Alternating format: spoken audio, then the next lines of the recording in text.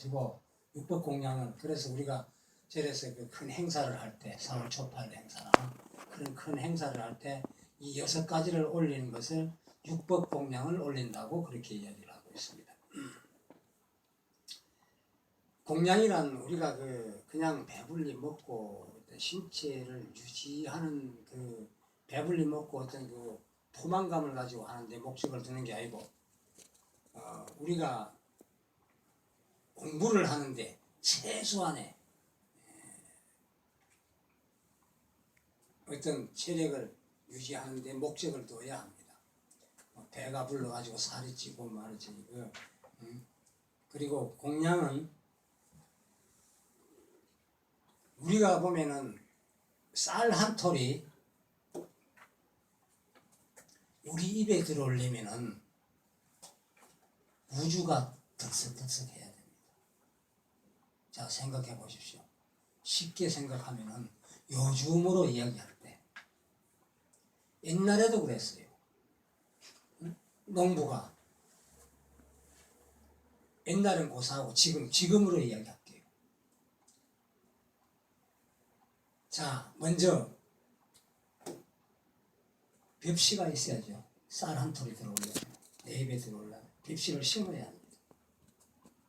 벽시를 심으려면은 지금은 요즘은 그냥 기계로 농기계로 다 해버립니다.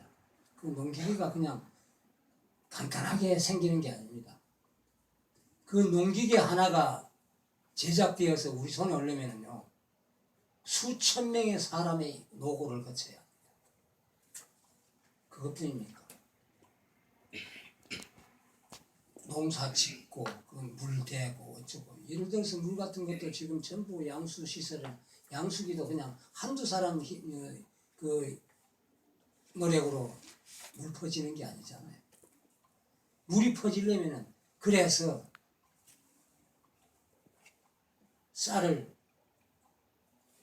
추수를 하고 가을에 추수를 하고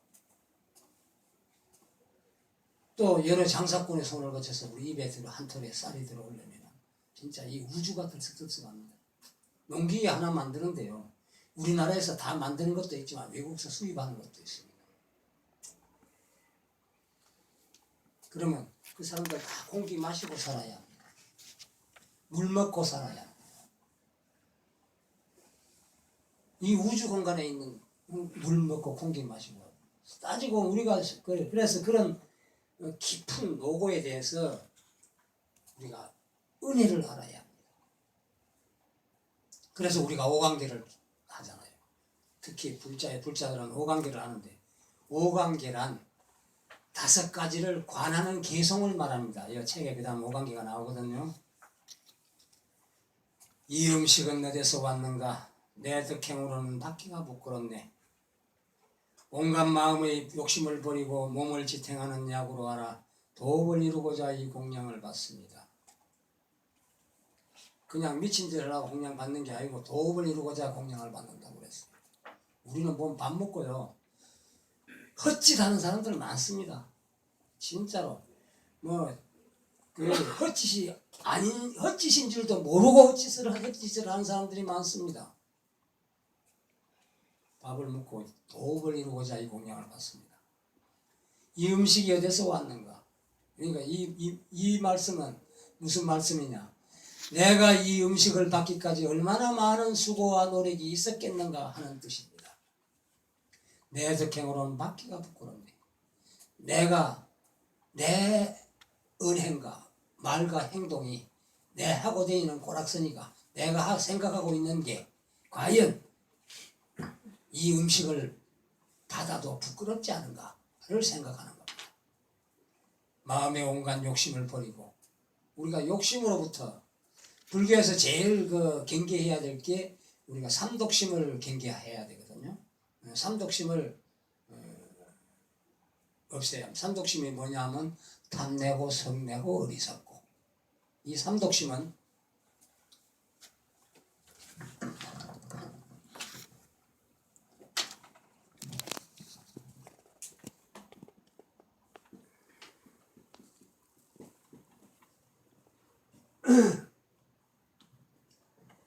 이 탐진치, 탐할 탐자, 성낼 진짜, 어리석을 치자입니다. 한문을 잘못 쓰는데 이 삼독심은 말이에요. 어디에서부터 시작이 되는 게 없습니다. 자, 탐심이 생기면은 우리 그 탐심은 만족되지를 않습니다. 절대 원력은 우리가 불교에서 탐심과 원력을 구분해야 합니다. 우리가 원력은 성취될 수 있습니다. 어찌 보면은 원력이나 탐심이나 비슷하게 보이죠? 아닙니다. 원력은 성취되는데 탐심은 절대 만족되지를 않습니다. 탐심이 만족되지 않으면 반드시 진심이 일어납니다. 화가 납니다. 탐심이 만족되지 않으면 반드시 진심이 일어납니다. 진심이 일어나면은 화내가지고 어리석지 않은 사람이 아무도 없습니다. 화를 내면 어리석어집니다. 어리석기 때문에 탐심이 생깁니다. 그러니까 어느 기 먼저가 아닙니다. 닭이 먼저냐 계란이 먼저냐 그러는데 탐진치는 어느 기 먼저가 없습니다. 어리석어서 탐심이 생기고 화가 나서 어리석고 탐심이 생겨서 만족하지 못하니까 진심이 생기고 탐진치 삼독심은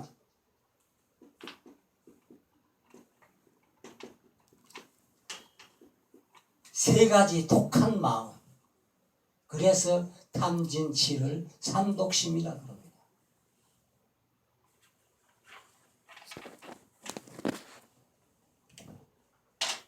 여기에서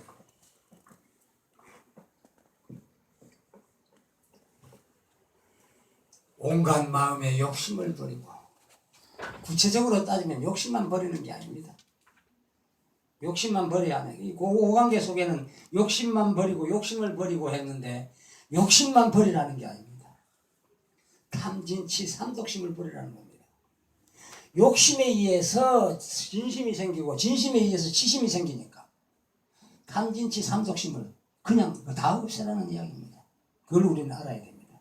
그리고 그냥 이거 먹고 이 음식 먹고 헛된 짓 하지 말고 몸을 지탱하는 약으로 알아서 도업을 이루고자 이 공양을 받으라고 했습니다. 반드시 도업을 이루자고 공양을 받는 겁니다. 다음은 우리 아까 하승숙이라 가지고 혼났는데 나승숙 우리 회장님. 다음 공양이 이 공양기는 공양을 하는 마음가짐이 잘 나타나 있다. 위로는 부처님의 깨달음을 구하고 아래로는 중생을 위한 이타행을 하고자 음식을 먹는 것이다. 한 톨의 쌀이 내 입에 들어오기까지 농부를 비롯해서 얼마나 많은 사람들의 정성과 노력이 있었는지를 살피고 감사하는 마음을 가져야 한다. 그 때문에 밥알 하나도 함부로 버리지 않는 것이 원칙이다. 이처럼 바로 공양의 절차에는 부처님과 음식을 만든 사람들의 은혜에 감사하는 마음과 중생의 고통을 깊이 생각하며 공양을 먹고 얻은 힘을 일체 중생에게 회양하겠다는 다짐이 담겨있다. 공양법에는 크게 상공양과 바로공양이 있다. 상공양은 일반 가정에서처럼 밥상이나 식탁에서 공양하는 것이다. 바로공양은 불교의 전통 공양법으로 많은 대중이 같이 공양하거나 수련회 및 수행시에 한다. 또 대중이 함께 모여 정진하는 도량에서는 바로공양을 하는데 여러 사람이 함께 한다고 해서 이를 대중공양이라고도 한다. 바로공양은 부처님께서 당시 인도의 수행 풍습대로 매일 오전에 한 끼 공양을 하셨는데 큰 그릇 하나에 사주받은 음식을 다 담아 드신 데서 연유한다. 바로는 스님들의 밥그릇을 말한다. 발은 산크리트 크리트와 파트라를 음력한 것으로 수행자에게 합당한 크기의 그릇이라는 뜻이다. 우는 중국말로 밥그릇이라는 뜻이다. 바루공양법은 음식 쓰레기가 심각한 환경 문제로 떠오른 현대 사회에서 이를 근본적으로 해결할 수 있는 좋은 대안이 되고 있다. 불교계에서 시작되어 사회 전체로 가고 있는 빈그릇 운동도 바루공양의 정신에 비례했던 것이다. 네, 감사합니다.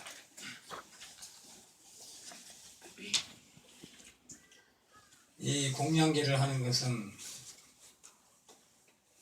우리는 어떤 마음가짐으로 해야 하는가가 잘 나타나 있습니다. 위로는 부처님의 깨달음을 구하고 아래로는 중생을 위해서 이타행을 하고자 음식을 먹고, 즉 아까도 제가 말씀드렸지만 상구보리, 위로는 보리심을 구하고 부처님의 깨달음을 얻고 하화중생, 아래로는 중생을 위한 이타행을 하고자 음식을 먹는 것이다 그랬습니다. 아까도 그 쌀 한 톨이 네 배우까지 얼마만큼 많은 사람들의 노력이 있는가에 대해서는 제가 말씀을 드렸고요. 이 바루공양은 이야말로 정말 친환경 공양법이 아닌가 그렇게 생각합니다. 한 톨의 음식 찌꺼기도 나가지 않는 게 바루공양입니다. 우리가 또 상공양도 하게 되는데, 지금 우리가 상에다 놓고 하는 이걸 상공양이라고 그러죠.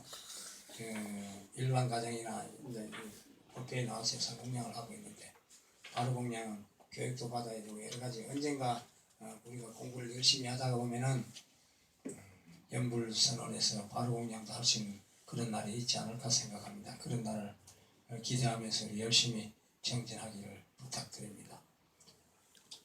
이 바루공양은 부처님 당시에 그 인도의 수행 풍습대로, 부처님 당시에 부처님은 하루에 한 끼 드셨거든요. 그래서 부처님이 사시가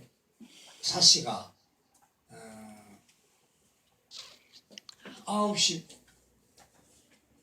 11시까지가 사시죠. 네, 9시부터 11시. 자축, 임묘, 진사, 사시. 자시가 12시부터 11시부터 1시, 축시가 1시부터 3시, 이런 식으로 계산하면은 사시 한 끼 부처님께서 공양을 드셨어요. 하루에 한 끼만 드시고. 그래서 그랬기 때문에 우리가 부처님 공양 올리는 걸 사시 한 끼만 올립니다. 그때 우리가 예불도 같이 올리는데 그 예불을 사시 예불이라고 합니다. 바루는 발자는 산스크리트어로 음력한 것이고, 우자는 중국말 의역을 한 것 같습니다. 그래서 바루공양이라고 그러는데, 지금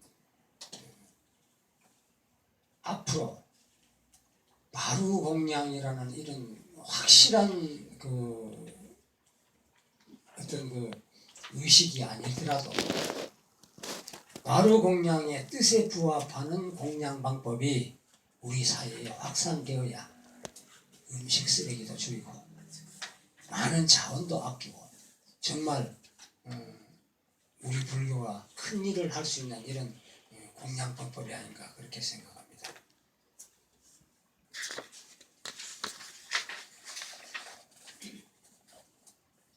자, 다음은 불자의 예절에 대해서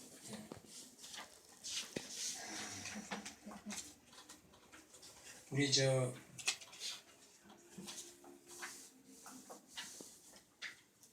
보덕행 네.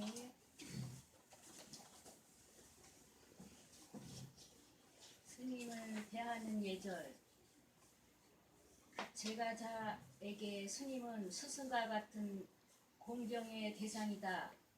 제가 자는 출가 수행자인 스님으로부터 부처님의 가르침을 받을 수 있고 수행자의 진정한 모습을 본받을 수 있기 때문이다.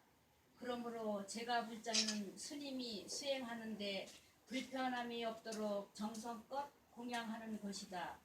스님을 대할 때에는 언제 어디서나 존경하는 마음으로 반배를 해야 한다. 길에서 스님을 만나면 그 자리에 서서 합장 반배하고 실내에서는 3배나 1배의 예를 올린다. 그러나 스님이 자선 중이거나 경행할 때, 공양할 때, 양치질이나 목욕할 때, 누워 있을 때는 절을 하지 않아도 된다. 스님을 모실 때는 스님과 마주 서거나 스님보다 높이 서 있는 건 예의가 아니다. 또한 스님이 권하기 전에는 자리에 앉지 않으며 묻지 않으면 말하지 말고, 절을 하려고 했을 때 스님이 그만두라고 하면 그만두어야 한다. 큰 스님을 뵙고 가르침을 얻고자 한다면 먼저 시자를 통해 허락을 받아야 한다. 스님 방에 들어갈 때는 법당에 들어갈 때와 똑같이 행동해야 하며, 큰 스님께서는 3배의 큰 절을 올리는 것이 예의다. 스님들이 더욱 정진하여 참다운 스승이 될 때 제가 불자 또한 그 가르침을 받고 깨달음의 길로 나아가는 진정한 불자가 될 수 있을 것이다. 네, 감사합니다. 네, 우리가 그 스님을 대하는 예절은 거의가 다 잘 아십니다. 근데 혹간 그 방법이 알고 있는 방법이 조금 어긋나거나 그런 정도지, 대부분 스님을 함부로 하는 불자는 공부를 안 했어도 그런 불자는 없습니다. 그래서 여기 보면은 보편적으로 보면은 그런데 이제 그 예를 들어서 모르기 때문에 스님에게 맛있는 거 해준다고 막 고기 볶아 오는 사람도 있어요. 그거는 스님 수행을 방해하는 겁니다.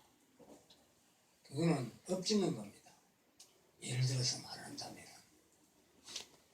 그리고 스님들은 그 오신채를 드시지 않잖아요. 오신채를 넣어서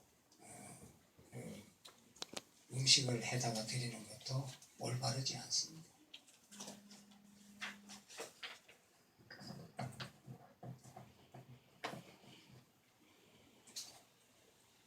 아무튼 스님이 공부하는 수행하는데 진정으로 수행을 하고 계시는데 수행에 방해되는 어떤 일을 우리는 해서는 안 됩니다. 예를 들어서 자선 중에 경영할 때, 양치질이나 목욕을 할 때, 누워 있을 때 절을 하지 않아도 됩니다. 스님이 그만두라고 하면은, 절을 하려고 할 때 그만두라고 하면 그만두고, 또 큰 스님을 뵙고자 할 때는 먼저 시자를 통해서 연락을 받고 스님 방에 들어갈 때 똑같이 법당에 들어갈 때처럼 똑같이 스님 방에, 큰 스님 방에 들어갈 때도 똑같이 행동을 해야 합니다. 자, 이쯤 해가지고 오늘은 제가 불자 사이의 예절에까지 오늘 공부를 할 건데요. 이쯤 해가지고 제가 우리가 종교인들끼리 이렇게 만나면은 우리 불자들은 교육이 안 돼가지고 공연히 위축됩니다. 말 상대가 안 돼요. 교육이 그게 안 되니까. 한번 생각해보세요. 저 때도 내가 언젠가 여기 와서 그런 이야기를 잠깐 한 적이 있는데, 개신교 같은 경우에는 최소한 또 일주일에 한 번 이상을 교육을 받습니다. 즉 말해서 목사 그걸 뭐라고 그럽니까? 전도사. 목사 그걸 법을 이야기하는 걸 설교? 목사 설교를 최소한 또 일주일에 한 번 이상을 듣습니다. 개신교는. 그러면 1년에 일주일에 한 번만 들어도 1년에 한 50회를 듣는 겁니다. 우리 불자들 어떻습니까? 50회 절에 와서 스님 법문 듣습니까? 아마 50번 절에 와서 스님 법문 듣는 사람은 아무도 없을 겁니다. 그러니 말하는데 말싸움 하는데 개신교하고 게임이 됩니까? 게임이 안 되죠. 그러니까 시끄러 시끄러 니나 해 이런 식으로 맹목적으로 대처를 한다고요. 합리적인 대처 어떤 그런 게 없어요. 자, 그래서 오늘은 한 가지만 가르쳐 드릴게요. 한 가지만. 예를 들어서 개신교 사람들이 와가지고 저 하나님 믿으라 그러면은 우리는 하나님 믿는 것보다 훨씬 훌륭한 종교를 우리는 지금 공부하고 있습니다. 믿고 있습니다. 부처님을 믿는다는 거는 왜 그러냐 죠.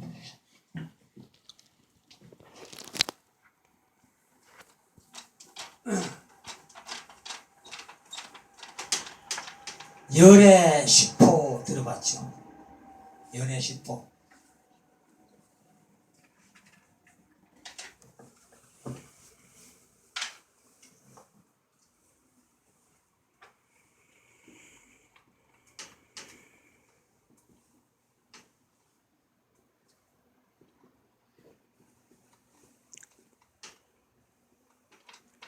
정말에서 부처님 10가지 이름입니다.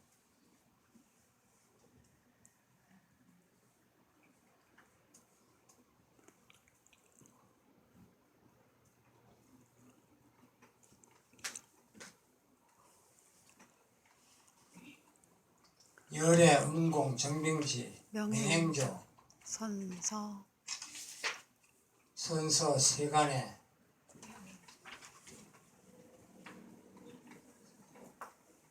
조장부 천인사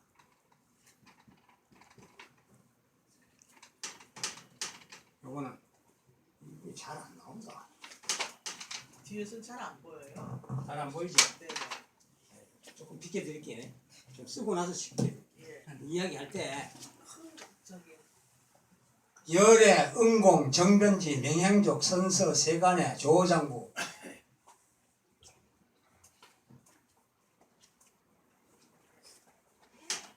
요거는 한문으로 써야 되겠다.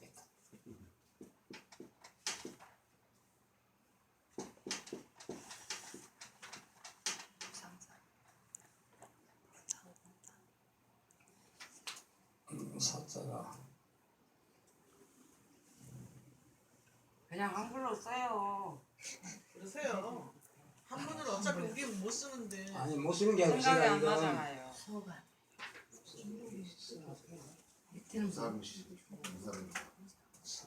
선비 사자가 어떻게 쓰더라?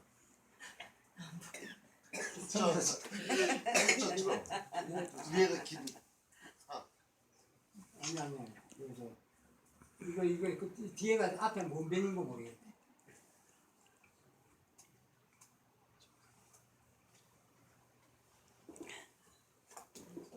무상사라고 하는 예, 무상사 천. 그냥 한글로 할게. 아니 내가 이게 스승사자입니다. 스승사자인데 무상사.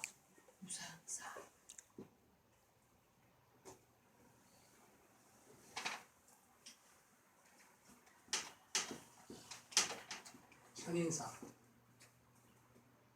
불세존. 이렇게 맞나? 하나, 둘, 셋, 넷, 다섯, 여섯, 일곱, 여덟, 아홉, 열. 예, 열의 부처님의 10가지 이름입니다. 근데 왜 내가 이걸 꼭 한문으로 쓰려고 했느냐 하면은 이 무상사, 없을 무자, 위상자, 부처님보다 위인 게 아무도 없다는 이야기입니다. 그래서 요 두 가지를 이야기하고 싶어서 이걸 다 제가 쓴 겁니다. 열의 시포를 쓴 건데, 무상사, 부처님보다 위인은 아무것도 없다는 이야기입니다. 그리고 천인사, 천신과 사람의 스승이다. 천신과 사람의 스승이다. 자, 내가 이제 이거 중요한 대목이 여기입니다. 개신교 사람 만나면요, 개신교 사람들은 천신을 믿습니다. 하느님이라는 천신. 정말해서 우리 부처님은 천신과 사람을 그 동급으로 이렇게 놨습니다.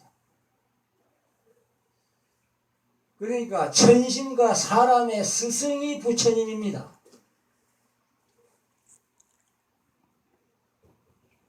개신교는 하나님이라는 천신을 믿고 있어요. 그 천신들의 스승이 부처님입니다.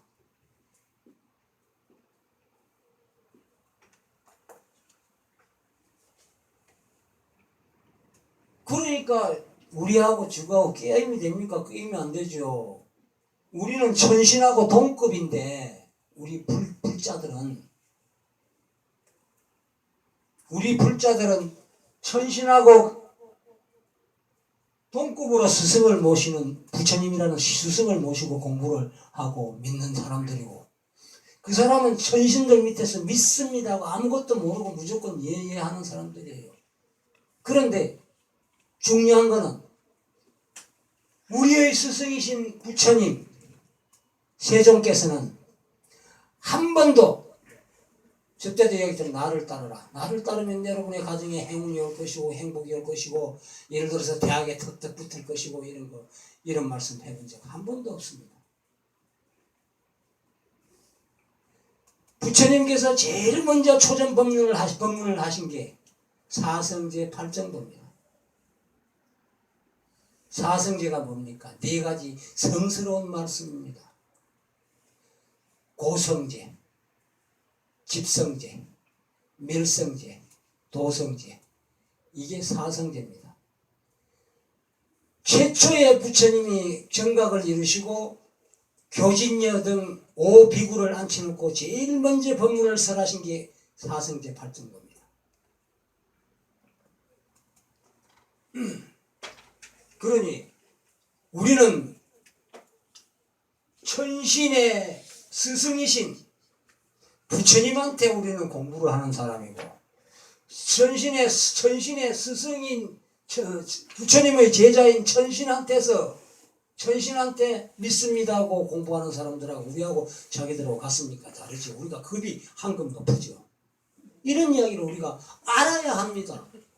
알아야 할 거 아닙니까? 모르면 못하는 거 아닙니까? 그러니까 이런 걸 모르니까 알았어. 그래 니나 갔어요. 니나가. 난 안 해. 니꺼나 잘 믿어. 니꺼나 잘 믿어. 이런 어떤 합리적인 어떤 방어를 못합니다. 우리가 알아야 합리적인 방어를 한다고.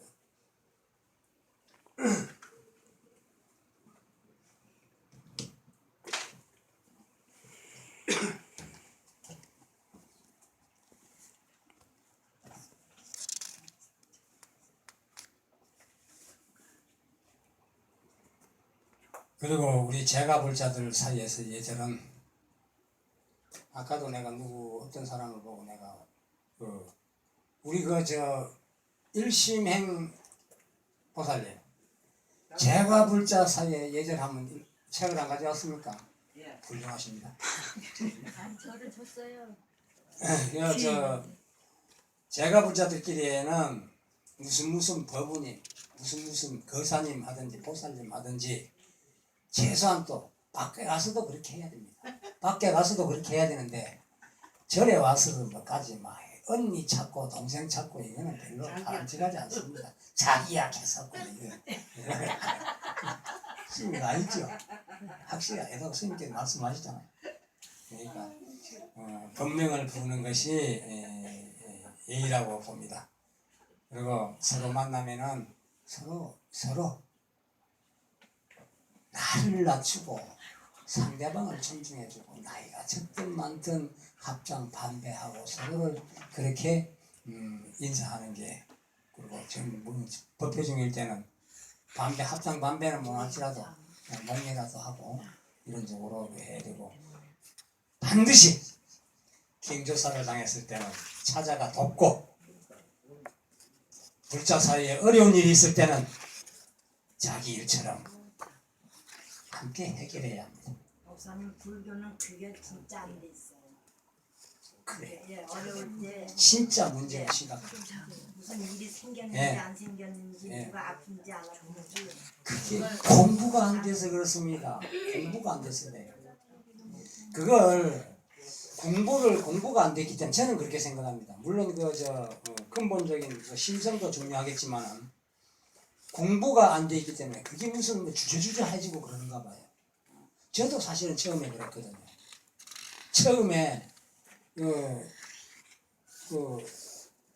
뭐 조상이 났다든가 이럴 때 가기는 가야 되겠는데 처음에 불교 입문했을 때 제가 그만 해도 한 30년 전이라고 해야 될까요? 제가 한 30년 돼 갑니다.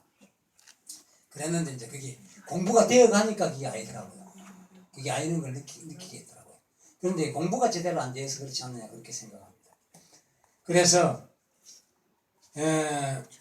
뭐 좋지 못한 시비거리가 생기더라도 부처님의 화합의 정신에 의해서 해치지 않도록 화합의 정신을 해치지 않도록 우리가 해야 되지 않나 이렇게 생각합니다. 자, 오늘은 교재는 여기까지만 하고 일부러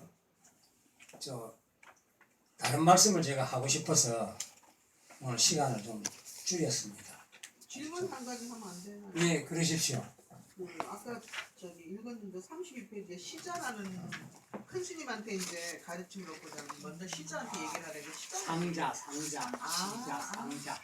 네, 그 심부름하는 큰 심부름하는 스님이 시자가 반드시 있습니다. 상자가 아니라 시자가 반드시 있습니다. 그 시자를 그런 예, 심부름하는. 심부름하는 스님. 기자 상자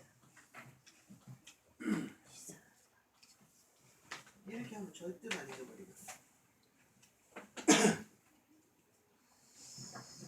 우리 불자들은 신행 생활을 어떻게 해야 할 것인가 여기에 대해서 간단하게 제가 몇 말씀 드리겠습니다. 우리는 지금 현재 상당히 오래됐습니다만 우리 불교 인구가 2,500만이 2,000만이었습니다. 요 근래에 집계한 바에 의하면 한 1,500만 되는 걸로 알고 있습니다. 불교 인구가 많이 줄었어요. 아마 지금은 불교 인구가 1,500만도 안 되리라고 생각합니다. 어찌되었든 우리 불교 인구가 개신교로 다 뺏겼습니다. 왜 그렇습니까? 어찌 생각하면 우리 스님들 책임이 더 큽니다. 저희들 같은 이 포교사들이 포교일선에 나서는 이유가 우리 불교 인구의 포교를 위해서 스님들에게만 어떻게 의존할 수가 없습니다. 스님 숫자가 너무 적습니다. 그리고 하여튼 여러 가지 문제가 많습니다. 스님에게만 포교를 의존할 수 없는 이유는 스님들의 숫자, 출가 스님의 숫자도 적어졌을 뿐만 아니라 또 다른 이유도 또 있습니다. 그래서 저희들 같은 사람들이 포교에 나서게 되는 겁니다. 그리고 지금은 대한불교조계종 포교 사단에서 상당히 포교에 심혈을 기울이고 있습니다. 그래서 옛날에는 포교사 해도 정단에서 별로 이렇게 눈 딱 내리뜨고 봤습니다. 그런데 지금은 조금 치뜨고 봅니다. 우리 포교사들. 그리고 포교사 숫자가 상당히 많습니다. 많은데 제대로 포교 활동을 저처럼 하고 있는 사람은 숫자가 얼마 안 됩니다. 그나마도 저같이 얼마 안 되는 숫자의 포교사라도 열심히 하는 사람들은 그나마도 상당히 현 스님들에게 조계 종단에 상당히 보탬이 되지 않을까 하는 생각을 하고 자부심을 가지고 하고 있습니다. 그런데 지금 1,500만도 안 되는 이렇게 1,500만도 작은 숫자는 아닙니다. 정말 우리나라 인구가 한 5천만도 안 되는데 이 작은 인구에서 1,500만 이 불자가 있다는 것은 대단히 놀랍고 다행스러운 일이 아닐 수 없습니다. 그럼에도 5천만, 4,500만 인구 중에서 1,500만이 불자라면 3분의 1은 불국정토의 조짐이 보여야 합니다. 지금 불국정토의 조짐이 3분의 1, 4분의 1이 보입니까? 택도 없습니다. 이게 웬일입니까? 이건 우리 불교 인구의 숫자가 잘못되었거나 아니면 우리 불자들이 교육이 안 되어서 그렇습니다. 교육이 되어 있지 않기 때문에 불국 정토의 조짐이 전혀 보이지 않는 것입니다.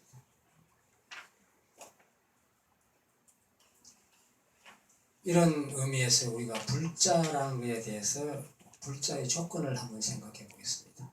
불자는 말 그대로 부처님의 자식이라는 말입니다. 부모와 자식은 혈육 간의 관계이지만 부처님과 우리 불자와의 관계는 부처님의 가르침을 통해서 법을 매개체로 해가지고 우리가 불자가 된 겁니다. 혈육으로 맺어진 부모 자식은 우리를 이 땅에 있게 했지만 진리를 살아가게 해주는 겁니다. 부처님의 자식으로 맺어진 불자는 우리를 진리의 삶을 살아갈 수 있도록 해주신 겁니다. 그래서 자바안경에서 불자에 대해서 이렇게 말하고 있습니다. 불자는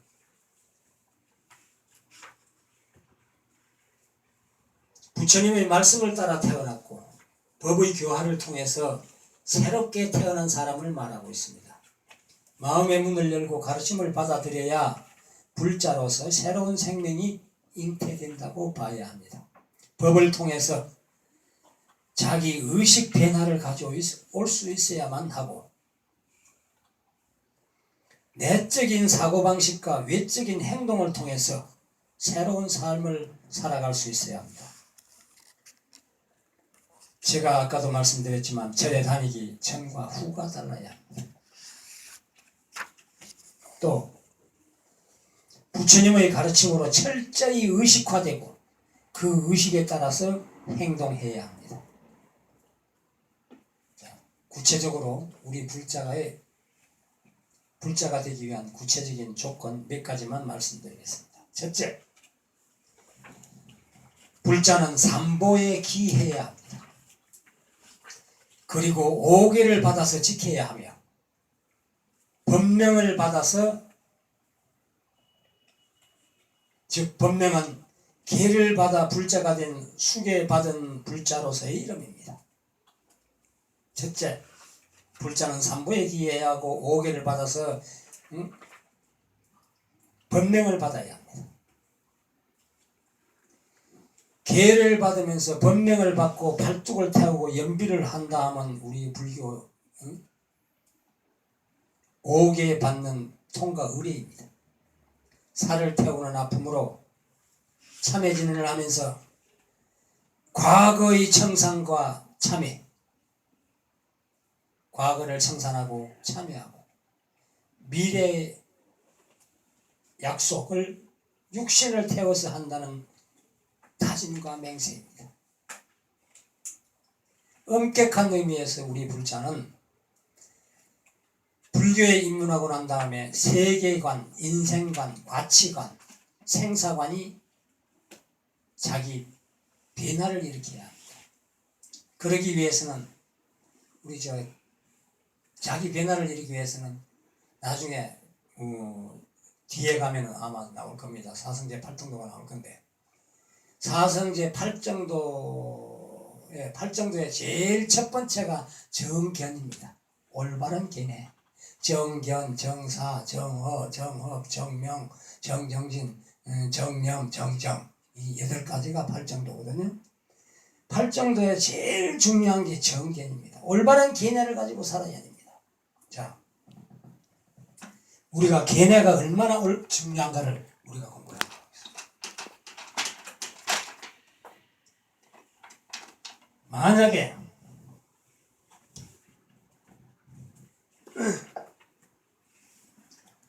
우리가 살아가는 데는 삶의 가치 기준이 있습니다. 그리고 인생관도 인생이 어떻게 살아야 옳다. 옳고 그름의 경계, 삶의 가치 기준이 있습니다. 그 기준이 올바른 견해입니다. 정견입니다. 자,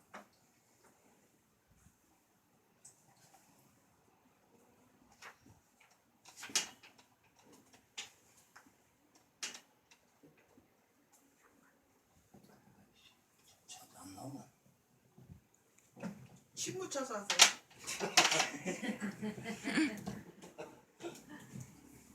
잘 안 나와야 됩니다. 그래야 스님 돈을 좀 쓸까. 그러죠. 한국어 좀 자. 살아나. 내 집 펜만 10개만 더. 아니, 이거는 또 잘 나오네. 나오는 거 없애버리면 되는데, 그죠? 자, 우리가 예를 들어서 선, 악, 옳고 그름, 좋고 나쁨 여러 가지 그 어떤 상반되는 것들이 있습니다. 상반되는 것들에는 기준이 있습니다. 이 기준이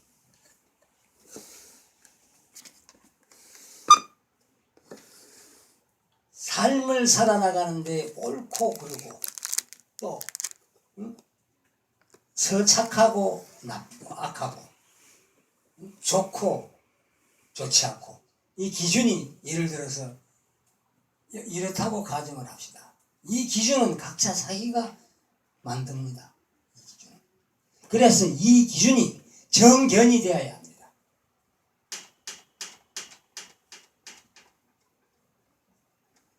올바른 견해를 가지고 기준을 잡아야 합니다. 만약에 이 가치 기준이 잘못 설정되었다고 가정을 합시다. 이 기준의 오른쪽은 좋지 않은 것이고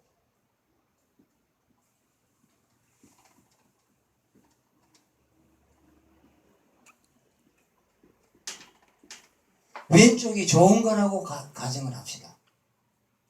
그러면 이 삶의 가치 기준이 잘못되면은 옳고 그름이 망가집니다. 이 삶의 가치 기준을 여기다가 갖다 딱 꺼버리면은 전부 다 나쁜 그런 쪽이 되어버립니다. 이 삶의 가치 기준을 여기다가 딱 갖다 꺼버리면은 전부 다 옳은 일이 됩니다. 나쁜 짓을 하고도 옳은 일을 한 겁니다. 삶의 가치 기준이 틀리면은.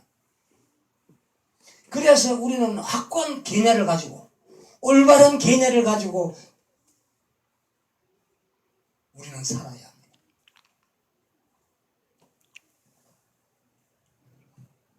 그래서 부처님께서 팔정도 제일 첫머리에 정견이라고 하셨습니다. 올바른 견해를 갖고 살아라. 그 다음에 정사, 올바른 생각을 가지고 살아라. 그 다음에 정업, 올바른 말을 해라. 그 다음 정업, 올바른 행동을 해라. 신구 이 삼업을 몸으로 하는 거, 입으로 하는 거, 뜻으로 하는 거, 삼업을 청정해라. 제일 먼저 정견을 부처님께서 제일 먼저 정견을 설하신 이유가 거기에 있습니다. 올바른 견해라는 게 얼마나 중요한지 모릅니다. 내가 약간 나쁜 짓 해놓고 그걸 나쁜 짓이 아니라고 해버리면은 나쁜 짓이 안 되는 겁니다. 덩달아서 다른 사람까지 나쁜 짓 하게 만드는 겁니다.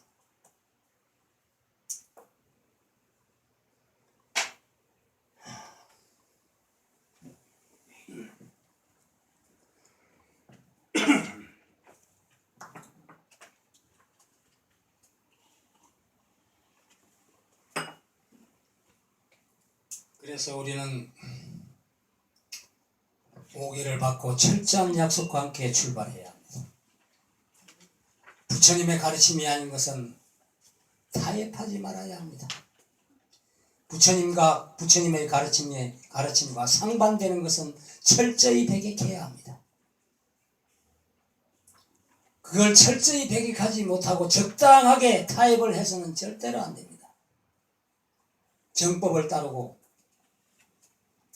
수호하고 비법을 배격해야 합니다. 외도의 가르침을 배측하지 못하고 적당하게 타협한다면 결국 불교의 사이비화를 낳게 되는 것입니다.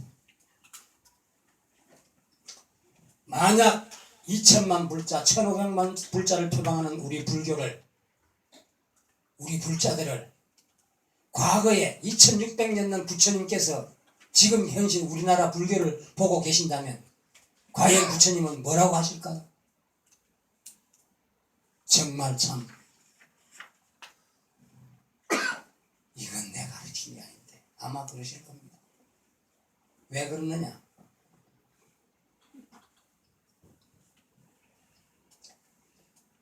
우리 불자들 중에는 3기 5개를 받지 않고 불자라고 하는 사람들이 많습니다. 제일 먼저 3기 5개를 받아야 됩니다. 여기에 대부분의 개를 다 받은 분들인데 개를 안 받은 분들 시간 내서 스님께 개 받고 아마 시간 그렇게 많이 걸리지 않을 겁니다. 제대로 받으려면은 뭐 며칠 걸려야죠. 기본적인 교육을 받고 원천 개는 기본적인 교육을 받고 개를 받아야 합니다. 저 같은 경우에는 지장경 공부를 하고 개를 받았습니다. 지장경 공부를 하고 난 다음에 개를 받았어요. 운담이라는 불명을 받았습니다.